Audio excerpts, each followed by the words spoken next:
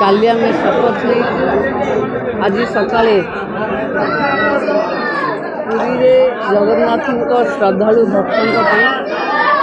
चारि द्वार खोला प्रभु जगन्नाथ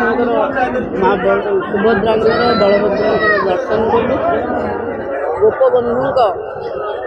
जन्म माटी को छुईचु। आज मोर इष्ट देवी माँ मंगला को मुंडिया मारवाई मुझे माँ का आशीर्वाद राज्य रे गोटे साधारण महिला राज्यर उपमुख्यमंत्री दायित्व माँ देती